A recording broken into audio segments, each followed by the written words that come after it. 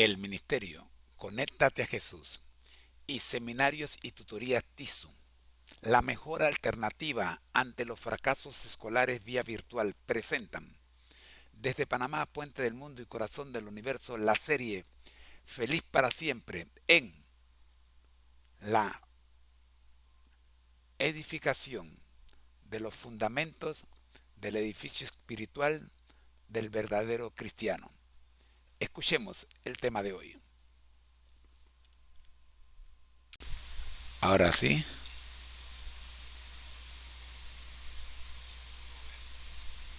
sí, ahora sí. Ya me escucharon. Bueno, tipos de llamado.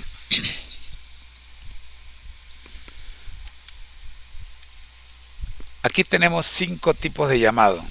En realidad Jesús usó 4 tipos de llamado y el quinto está implícito en cada uno de los llamados. Primero, el llamado directo. El imperativo sígueme. Segundo, llamado a través de otros, como Andrés trajo a Pedro y Juan trajo a Santiago, sus hermanos. Tercero, llamado del marginado. La mujer samaritana, Saqueo, los leprosos. Llamado cuarto, llamado a través de la comunidad y el conocimiento profundo, Felipe y Natanael. Y luego tenemos un llamado que le hemos dejado una clase especial para él, ya la dimos ayer, que busquen el video de esta clase que está justamente en esta página.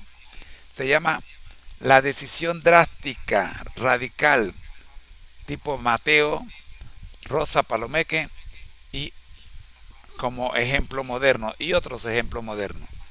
Bien, vamos entonces a ver cada uno de ellos. El llamado directo imperativo, pescadores de Galilea.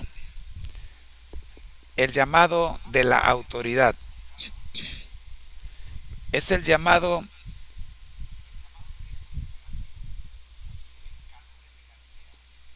déjeme,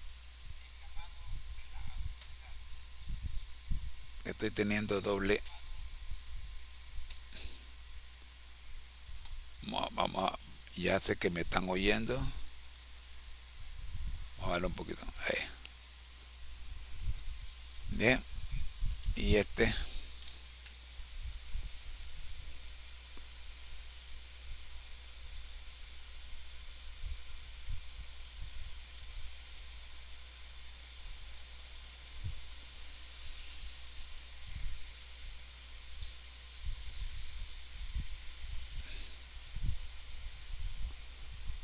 Muy bien, ahora sí.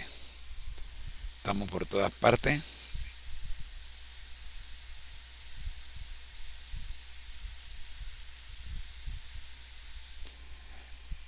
Este es un tipo de llamado más conocido, narrado en los evangelios sinópticos, que son Mateo, Marcos y Lucas.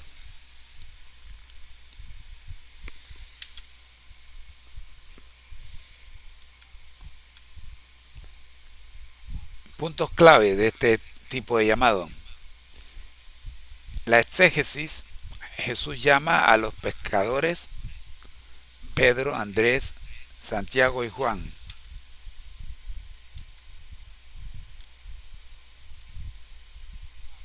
En el contexto, estaban en un lugar, en su lugar de trabajo, a orillas del mar de Galilea. Su vida estaba centrada en la pesca. El texto clave, Mateo 4:19. Síganme y los haré pescadores de hombres. De este texto hablamos en la nota 1 y ahora hablamos en la nota 2 también. La forma del llamado. Eh, Permítame, déjame corregir aquí.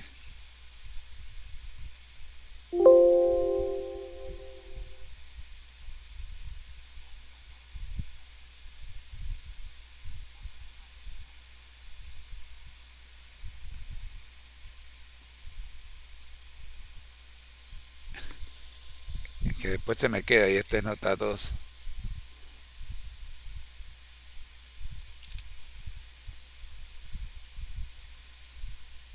Bien, ahora sí, ahora sí ya está corregido, que ayer nos quedó esto y estábamos notando. ¿Dónde está la nota 2? Aquí está la nota 2. Bien, ahora sí, la forma del llamado. Jesús se acercó a ellos y les dijo, síganme y los haré pescadores de hombres. De la forma del llamado. Era una orden directa, una invitación que no daba lugar a dudas. Síganme y los haré pescadores de hombres. La respuesta fue inmediata y radical. Dejaron sus redes, sus barcas y en el caso de Santiago y Juan, a su padre y a sus ayudantes para seguir a Jesús. Este llamado enfatiza la autoridad de Jesús y la necesidad de una entrega total. Ahora, número 2, el llamado a través de otros. El llamado de la búsqueda. Punto clave, el exégesis. Andrés, Juan y Andrés son guiados a Jesús por el testimonio de Juan el Bautista, quien les había dicho en un segundo día, les repitió cuando se encontraron con Jesús nuevamente, he aquí el Cordero de Dios. Ahora Juan y Andrés deciden seguirle. Jesús les pregunta, bueno, veamos el relato. El texto bíblico es Juan capítulo 1, versículo 39, vengan y vean. Pero el fundamento, tenemos la respuesta primero. La fe puede comenzar con la curiosidad y la iniciativa personal. Vengan y vean. ¿Ustedes quieren saber dónde moro? Vengan y vean. Ese fue el método de Jesús. El relato según el Evangelio de Juan. Al ver a Jesús pasar, Juan el Bautista declara, he aquí el Cordero de Dios. En este relato, Juan el Bautista está con dos de sus discípulos. Uno de ellos es Andrés y el otro se cree que es el mismo autor del Evangelio de Juan, aunque no se le nombra directamente. El relato del primer encuentro entre Jesús y sus discípulos está en el Evangelio de Juan capítulo 1 versículo 35 al 42. Por favor, léanlo con calma. Y es importante analizarlo para tener una perspectiva más completa. En este relato, según Juan, Juan el Bautista, cuando Jesús pasa donde ellos están, dice, he aquí el Cordero de Dios. Esta declaración es clave. ¿Por qué? Al oírla, Andrés y su compañero deciden seguir a Jesús por su propia iniciativa. No es Jesús quien los llama. En este segundo tipo de llamado, Jesús no llama directamente. Es el Espíritu Santo que utiliza a Juan el Bautista para hacer el llamado.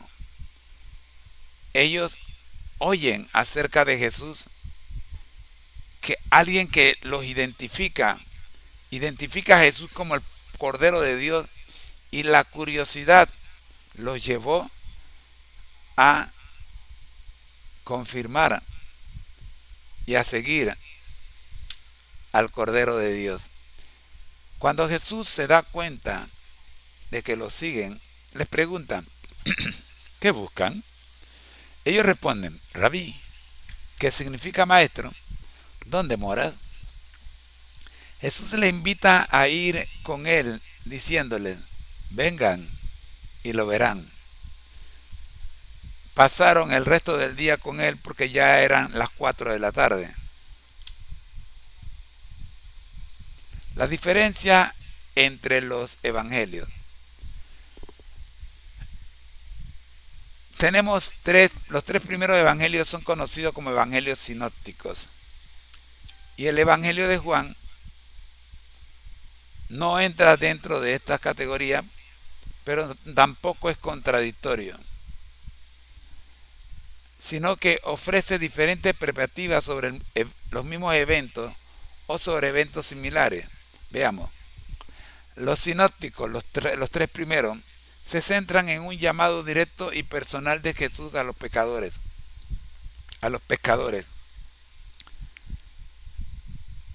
destacando su autoridad para convocar a otros a una vida, a una nueva vida. El llamado es una orden, síganme. Así lo ve Mateo, Marcos y Lucas. Sin embargo, Juan se enfoca en la iniciativa de los discípulos, que primero son atraídos a Jesús por el testimonio de Juan el Bautista. La relación comienza con una búsqueda y una invitación. ¿Qué buscan? Vengan y lo verán. Diferencia entre los evangelios.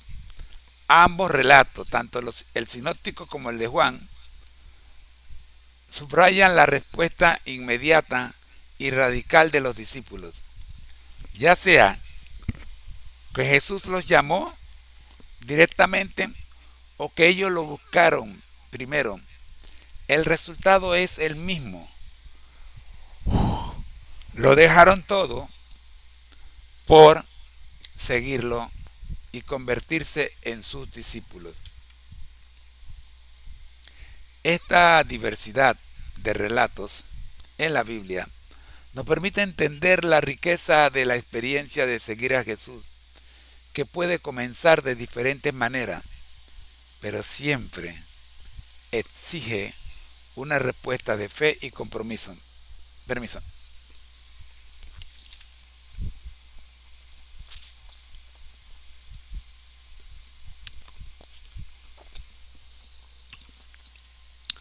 La diferencia entre los evangelios. En los relatos del llamado de los discípulos entre los evangelios de los sinópticos, Mateo, Marcos y Lucas, y el evangelio de Juan, es muy importante por varias razones. ¿Por qué se da esta diferencia? Primero, complementan la historia. Lo que no dijo uno, lo dice, lo que no dijeron Mateo, Marcos y Juan, lo dice, Mateo, Marcos y Lucas, lo dice Juan, para complementar la historia. Enseñan sobre el discipulado, muestran diferentes facetas de Jesús, importantes, como lo ve cada uno. Y lo vemos aquí. Complementan la historia. En lugar de contradecirse, los relatos se complementan. Los evangelios sinópticos nos dan un vistazo al llamado público de Jesús, un momento dramático en el que Él, con autoridad, convoca a la gente a dejar sus vidas y a seguirlo. Este relato resalta la autoridad de Jesús como el Mesías y la radicalidad del discipulado. Quizás usted nunca leyó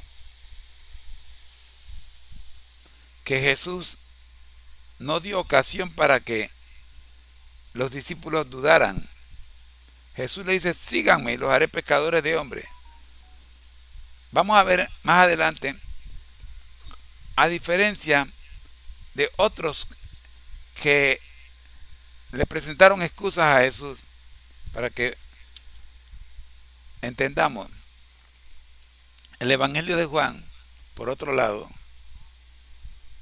a diferencia de los sinópticos, el Evangelio igual no repite lo que ellos dijeron, sino que nos muestra en primer plano el primer encuentro más personal, casi tras bambalinas.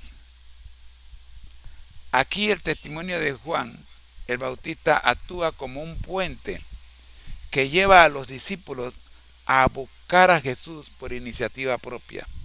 Juan el Bautista funciona como ese puente que conecta a sus discípulos con Jesús. Este relato subraya la importancia de la fe personal y la búsqueda de la verdad. Este tipo de, de, de llamado es importante, muy importante. Diferencia, el porqué de la diferencia, número 2. Enseñan sobre el discipulado. Claro, el llamado de los sinópticos enseña que el discípulo requiere una respuesta radical y una entrega total. Jesús te llama a dejar tus redes, tu vida anterior, para seguirlo. Juan, en su relato, nos enseña que el discipulado puede comenzar con una búsqueda, una curiosidad, una invitación a venir a ver. Es interesante que cuando a mí me presentaron el Evangelio, me invitaron a la iglesia y ya no pude salir. No siempre es un llamado dramático. A veces es un encuentro más íntimo y personal, pero todos llevan a una respuesta.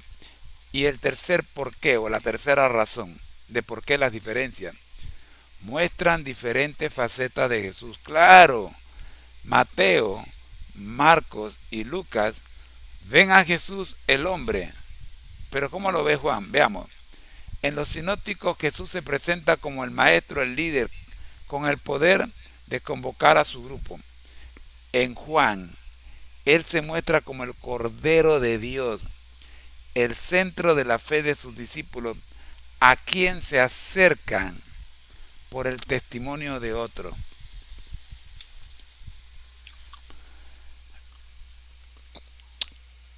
Ok,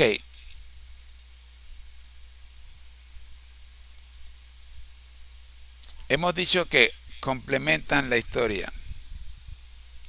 Ambos son importantes. El de Juan nos muestra el por qué se acercaron a él por el testimonio de Juan el Bautista.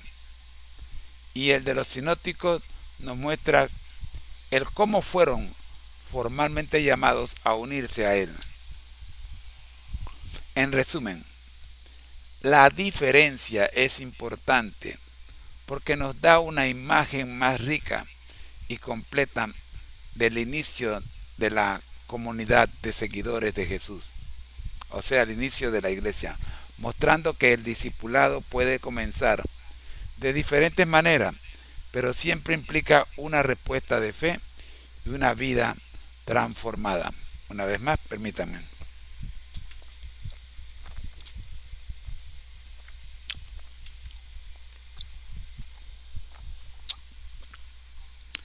El tercer tipo de llamado es el llamado marginado.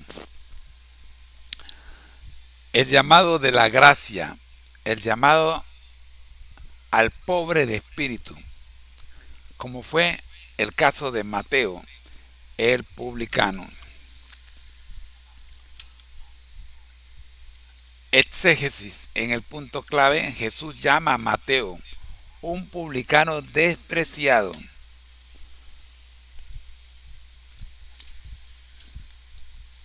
Punto clave. El texto clave nos dice, Jesús simplemente dice, sígueme. Mateo 9:9. Más nada, sígueme. Pero quiero que noten algo. A este que es un marginado, pero que a la vez es un bienaventurado porque está lleno, perdón, es pobre de espíritu.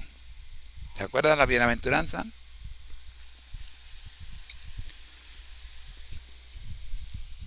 Vamos a ver Mateo.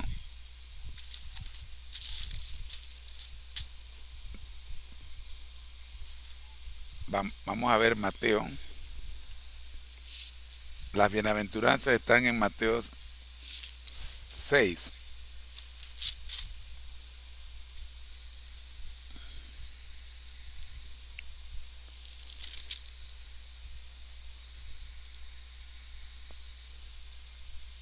Ah, no, 5. Ya me estoy. Ya estaba pensando entre 5 y 6. Ya la edad. Miren, hay una bienaventuranza que es la que se le aplica a Mateo aquí. Y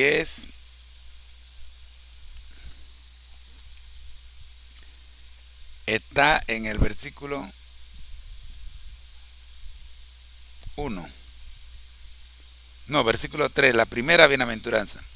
Bienaventurados los pobres en espíritu, porque de ellos es el reino de los cielos. Wow. Mateo es considerado pobre en espíritu.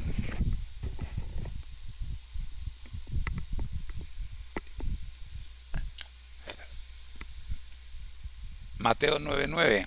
Una sola palabra bastó para que este que era pobre en espíritu respondiera inmediatamente. Este es un caso particularmente significativo, ya que rompe con las convenciones sociales de la época. Mateo se hace discípulo. También puede recordar que es llamado Leví. Veamos el contexto. Mateo era un publicano, un recaudador de impuestos. En la sociedad judía, esta profesión era despreciada, ya que trabajaban para los romanos y eran considerados pecadores y traidores. Jesús simplemente, la forma en que Jesús llama a Mateo, Jesús simplemente vio a Mateo sentado en su puesto de cobrador de impuestos y le dijo, sígueme. A pesar de su reputación, Jesús lo llamó demostrando su amor por los marginados y los pecadores. Observe que en este caso Jesús ni siquiera le dice a Mateo para qué lo necesita. La diferencia entre los que se creen ricos en espíritu y los pobres en espíritu es que los ricos en espíritu cuestionan el llamado, pero los pobres en espíritu humildemente aceptan el llamado. Mateo es un ejemplo de ello. Puntos clave. La respuesta. La gracia de Dios es para todos, sin importar su pasado. Y este es el caso de Mateo. Quizás usted no ve a Mateo como un marginado, porque es que usted no entiende. Sí.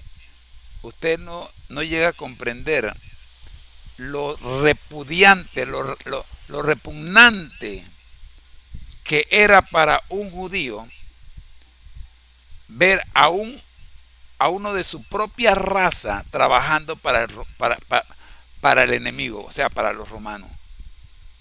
Hoy día nosotros nos preocupamos que, que un panameño juegue para la para Costa Rica, ni fu ni fue.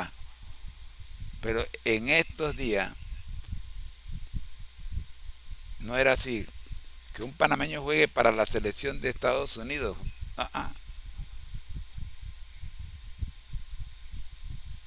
Hoy lo aceptamos, pero en aquellos días, no way. Al igual que los pescadores, Mateo se levantó de inmediato, dejó su oficio y lo siguió. Este llamado subraya la gracia de Jesús, que no se limita a las personas socialmente aceptadas, y la importancia de la fe sobre la reputación. Cuarto tipo de llamado, a través de la comunidad y el conocimiento profundo. Caso de Felipe y Natanael. Este llamado es un ejemplo de cómo la fe de un discípulo puede influir a la de otro. Los discípulos, Felipe y Natanael. Contexto.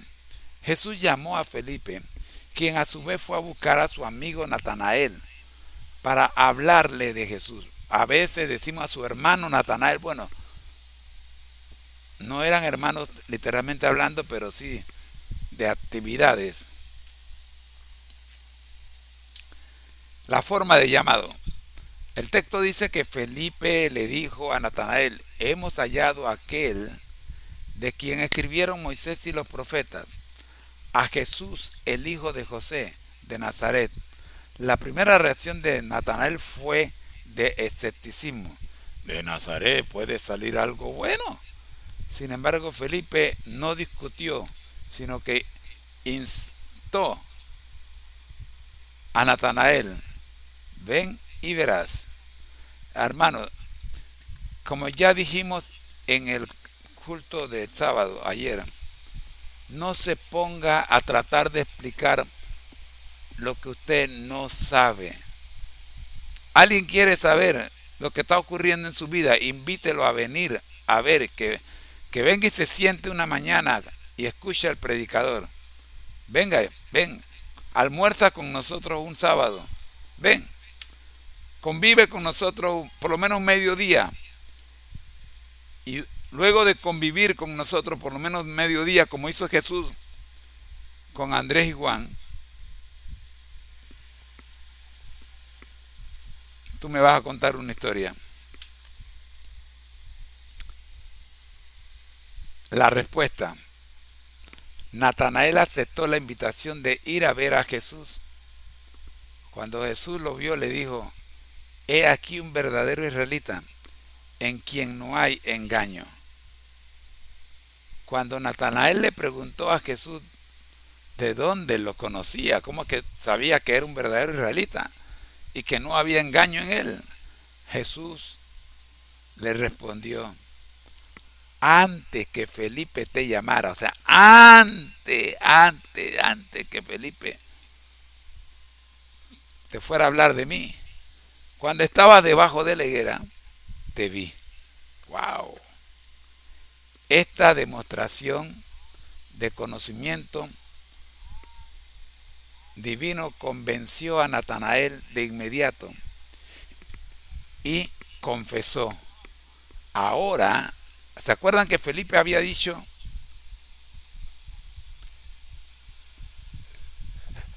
No, Felipe no dijo rabí. Felipe dijo aquel de quien habló Moisés y los profetas. Ahora es Natanael el que le va nombre, rabí. Tú eres el Hijo de Dios, tú eres el Rey de Israel.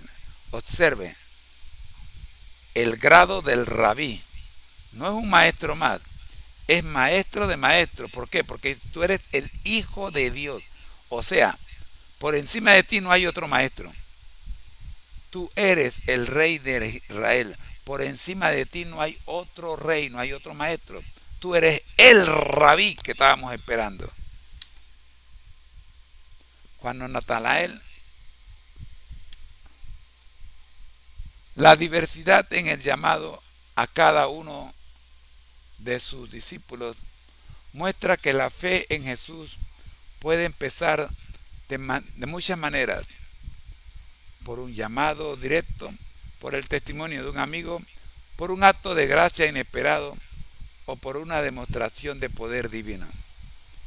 En todos los casos, el resultado fue el mismo, una vida transformada al seguirlo.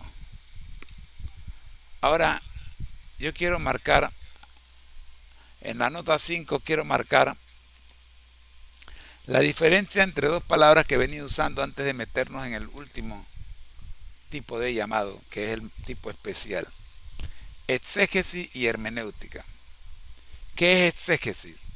Cuando ustedes me ven hablar de exégesis, me refiero al significado del texto para los primeros lectores y oyentes.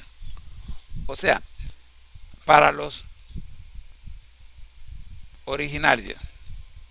Es un análisis del pasado.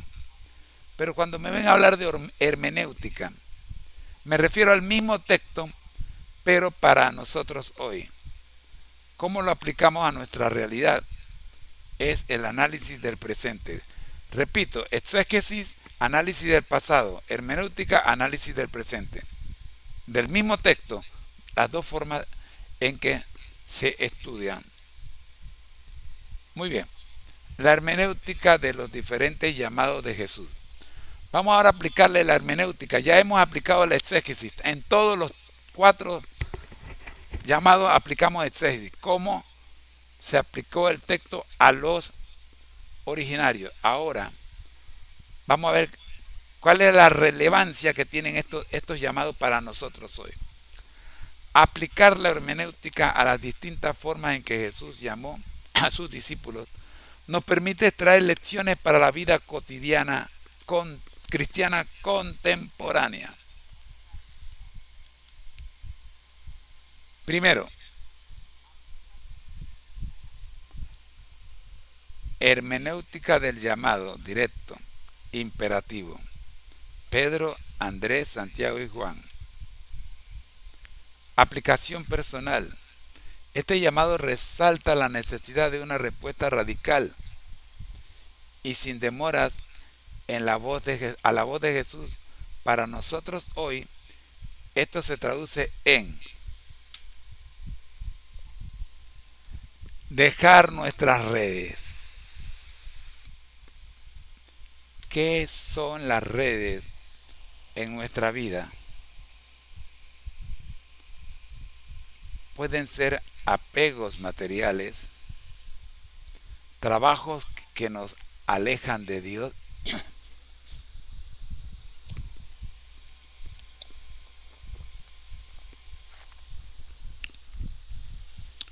como era mi profesión como fotógrafo, tomando fotografías de eventos seculares, bodas, 15 años, agasajos a personajes.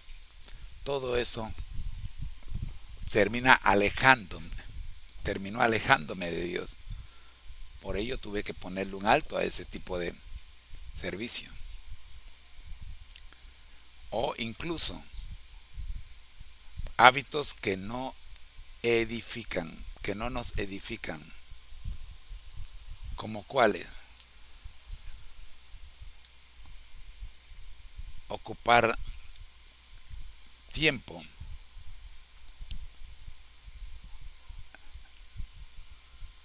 compartiendo videitos chistosos y de bromas que no edifican, o incluso relaciones que impiden nuestro crecimiento espiritual. ¿Como cuáles? Tener una amistad que cada vez que te encuentras con ellas no puedes hablar de Dios porque esa persona no quiere saber de Dios. Entonces no puede ser amigo tuyo. No sé si me estoy explicando. Si tú no le puedes hablar de Dios, no puede ser amigo tuyo. E incluso familiares que tú no le puedes hablar de Dios, tú tienes que distanciarlo y ponerlo en oración. Porque si sigues insistiendo, puede que un día la situación se complique y se convierta en algo físico. Porque él va a defender su posición y tú vas a defender la tuya. Y eso es lo que no se quiere. Así que manténlo a distancia mejor. Ora por él y deja que el Espíritu Santo se encargue. La hermenéutica de este pasaje nos llama a evaluar qué debemos soltar para seguir a Cristo plenamente. 2. Prioridad absoluta. Este llamado enseña que el discipulado no es un pasatiempo, sino la prioridad principal de la vida. Jesús no nos pide que agreguemos la fe a nuestra agenda, escuche bien, sino que cambiemos nuestra agenda para que la fe sea el centro. Tercero, aplicación a la evangelización. Nos recuerda que el llamado a seguir a Jesús es un llamado a la acción. No se trata solo de ser salvo. Déjeme, porque ayer cuando leímos este pasaje, quedé en que lo iba a corregir y no lo corregí. Así que lo corrijo ahora. Ya, gracias. Ustedes son tan comprensivos como los quiero. No se trata solo de ser salvo, sino de convertirse en pescadores de hombres, es decir, de compartir el Evangelio con otros.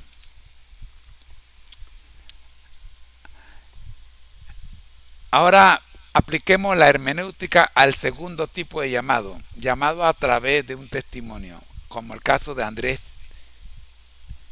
y Juan. Recuerden que Andrés y Juan escucharon a Juan el Bautista decir que Jesús era el Cordero de Dios y la curiosidad los llevó a seguirlo. Aplicación personal. Nos enseña la importancia de buscar a Jesús por iniciativa propia. No le preguntaron a Juan el Bautista si podían seguirlo. Ellos decidieron seguirle, a pesar de que nadie los había invitado. Hoy en día esto se aplica a la búsqueda de la verdad. Todos queremos conocer la verdad. Y Jesús dijo, yo soy la verdad. Aló. A veces el llamado no es un evento dramático, como fue Saulo de Tarso camino a Damasco, sino una curiosidad que nos lleva a investigar como Andrés y Juan, a leer, a orar, a asistir a la iglesia. La fe puede nacer de una búsqueda sincera impulsada por un testimonio ajeno. Una pareja de hermanos que ahora no recuerdo el nombre, eran evangélicos, creo que eran evangélicos. Bueno, el asunto es que no eran adventistas, pero eran músicos. Fueron invitados a ponerle música a nuestras 28 creencias y terminaron siendo adventistas del séptimo día. ¿Qué les parece? La fe puede nacer de una búsqueda sincera impulsada por un testimonio ajeno. Estos hermanos fueron invitados a buscar, teníamos la letra, pero no teníamos la música, ponerle música a las 28 creencias. Y en esta búsqueda de la música para la letra de nuestras 28 creencias, por supuesto tenían que empaparse con las creencias. Y vaya, cuando conocieron la verdad, que es Cristo, terminaron bautizándose. 2. El poder del testimonio personal. La historia de Andrés es un ejemplo perfecto. Una vez que conoce a Jesús, lo primero que hace es buscar a su hermano Pedro y decirle, hemos hallado al Mesías. Esto nos enseña que nuestro testimonio personal es una herramienta poderosa para llevar a otros a Cristo. 3. Hermenéutica al llamado al marginado, en el caso de Mateo el publicano. Aplicación personal. Esta historia es un poderoso recordatorio de que la gracia de Dios es para todos sin excepción. No hay excluidos en el reino. No importa nuestro pasado, nuestros errores o nuestra reputación ante la sociedad. Jesús llama a los pecadores, a los marginados, a los que la sociedad ha descartado.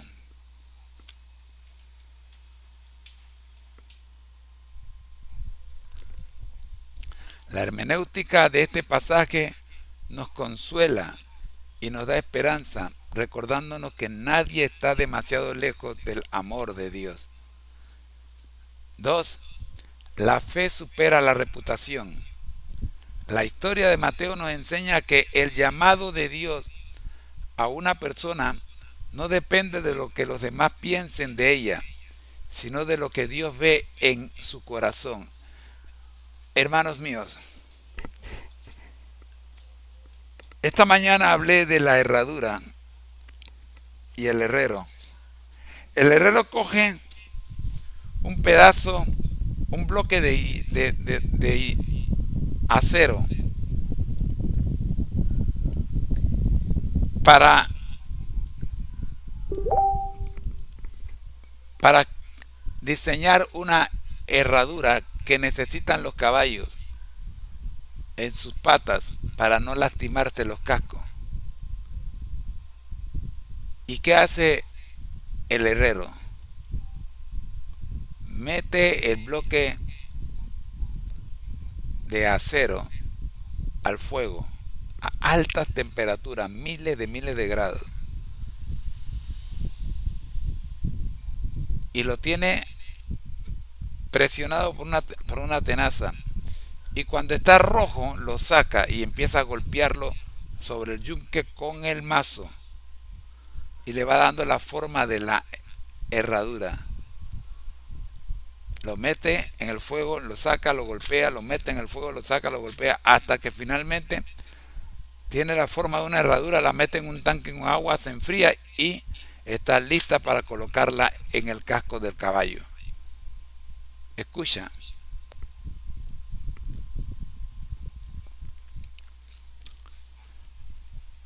cuando tú eres llamado por Dios, el Señor te ha preparado antes de llamarte. Toda tu experiencia pasada es parte de tu preparación. Si no me crees, revisa la historia de Moisés y sus 40 primeros años. Toda su experiencia pasada, durante esos primeros 40 años, fueron parte de su preparación para el reino,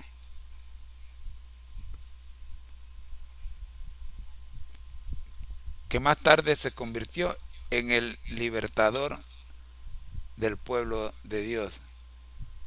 Y es curioso que cuando está en el Sinaí, el mismo Dios le dice, tu pueblo que tú sacaste de Egipto. Y Moisés le dice, no, no, no, no, no, yo no lo saqué, fuiste tú el que lo sacaste. ¿Eh?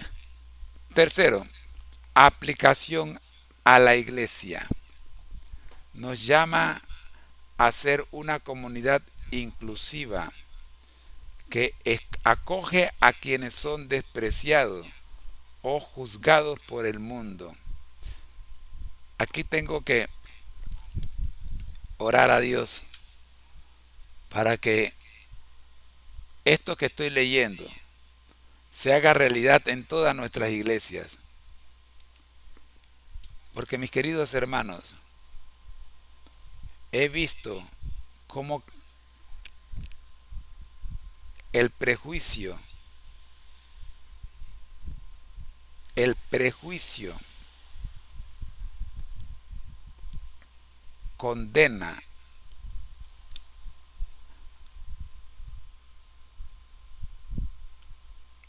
en la práctica.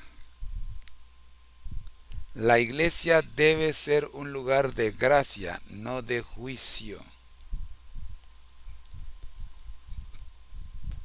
Tengo la práctica de que cuando alguien me viene a decir algo y apenas descubro que ese algo que me vienen a decir es una crítica negativa con respecto a un hermano, le pido por favor que no me lo diga. Si tú lo crees, créelo, pero no me lo, a mí no me lo pase. Yo no necesito tener esa información en mi cabeza. Me perjudica. Después no me la puedo sacar. Cuando tú me vienes a decir a mí que el hermano fulano está saliendo con la hermana mengana, que no es su hermana, que no es su esposa, y a ti no te consta, y aunque te contara, ¿yo qué tengo que ver con eso? Yo no soy miembro de junta, no me interesa saber esto porque no lo voy a nominar para nada. Entonces no interfiera con mi crecimiento espiritual, de esa manera. No te conviertas en vocero del diablo.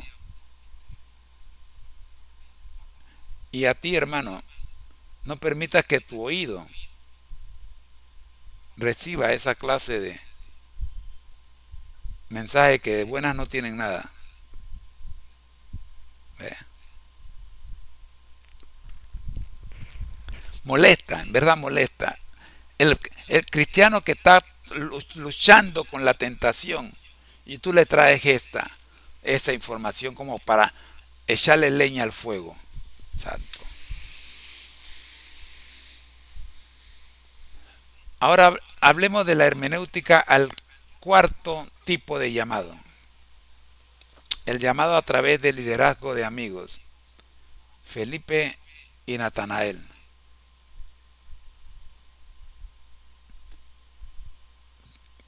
Aplicación personal. Nos enseña que la fe a menudo se transmite a través de las relaciones. Primero, el poder de ven y verás. A la duda o al escepticismo de Natanael, ¿de Nazaret puede salir algo bueno? Felipe no respondió con un sermón, sino que con una invitación simple: ven y verás. Esta frase es el principio hermenéutico clave para el evangelismo. En lugar de forzar argumentos, debemos invitar a la gente a tener su propio encuentro con Jesús. Ven y verás. 2. El conocimiento profundo de Dios. La respuesta de Jesús a Natanael: cuando estabas debajo de la higuera te vi, revela la omnisciencia del Cristo. ¡Wow! Natanael, ¿cómo pudo saber él que yo estaba debajo de la higuera? Esto nos recuerda que Dios nos conoce íntimamente, nos conoce.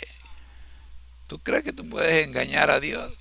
De Nazaret puede salir algo bueno. Yo te escuché, le dijo Jesús, yo te escuché cuando tú dijiste eso. ¿Sí? Natanael queda sorprendido. Espérate. Nada más que estábamos Felipe y yo.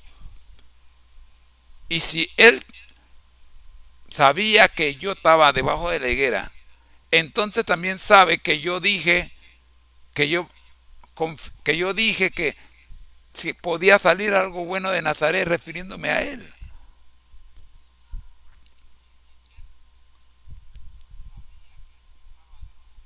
Esto nos recuerda que Dios nos conoce íntimamente, incluso cuando nuestros pensamientos,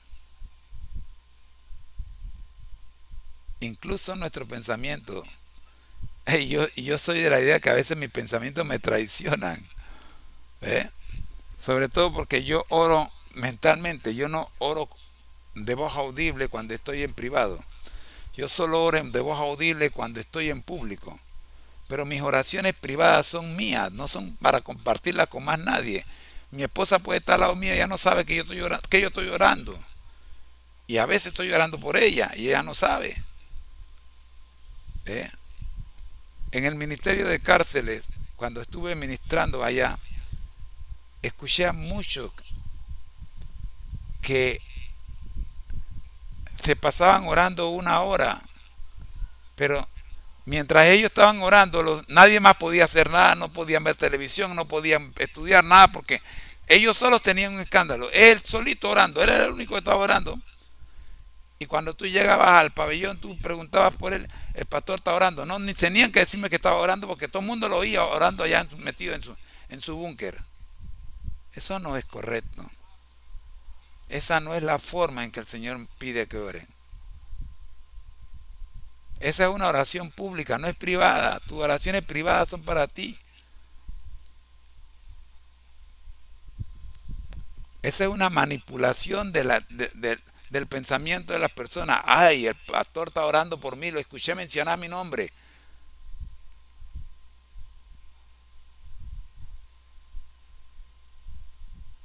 Cuidado, cuidado, mis hermanos. Recuerden que hay tipos de oraciones y la oración privada, el diablo no tiene por qué oírla. Aló, Yo llegué a esa convicción hace poco menos de 20 años. Yo dejé de orar en voz audible en mis oraciones privadas. ¿Por qué yo tengo que compartir mi oración privada con el diablo? No, es mi oración, no es la de él. Él no tiene por qué saber, yo no estoy orando a él. Ok, la hermenéutica de este pasaje nos invita a una fe basada en el conocimiento de un Dios personal.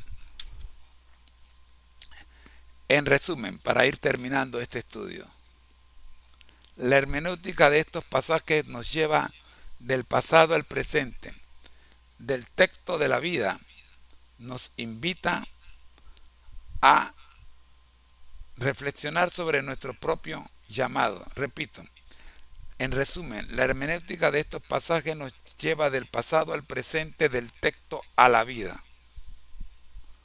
Nos invita a reflexionar sobre nuestro propio llamado, ya que sea que seamos llamados a la acción, que sea un llamado a la acción, una búsqueda de la verdad, un acto de gracia o una invitación de un amigo.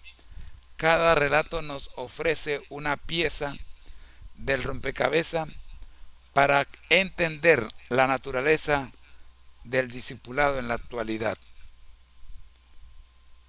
Mis queridos amigos, hasta aquí los diferentes tipos de llamado. Hay un llamado, un tipo de llamado especial que le hemos llamado el método Rosa Palomeque. En el siguiente video hablaremos de este método, el método de la decisión drástica o radical. Bien, prefiero a mi Cristo. Así le hemos puesto a este método. Usted va a ver que este método está sumergido en los 4 que hemos mencionado. Los 4 métodos que hemos mencionado, en todos aparece este método, el método de la decisión drástica o radical. Pero ya mi tiempo se acotó, lo dejamos para el próximo video. Estamos en el llamado, el discipulado y los 3 pilares de la serie Fundamentos del edificio espiritual del verdadero cristiano. Recuerda, al que el Señor llama capacita, al que envía acompaña, siempre gozosos, conectados a Jesús y al Espíritu Santo a través de la Biblia. Todos juntos, rumbo al cielo. ¿Por qué? Ok, te explico por qué. Mi frase bomba. Dios no llama al capacitado, capacita al llamado. Moisés fue llamado desde el vientre de su madre. Y los 40 años que pasó Moisés en Egipto fueron parte del plan de Dios para capacitarlo para ser un líder. De allí le enseñaron cosas que no debía.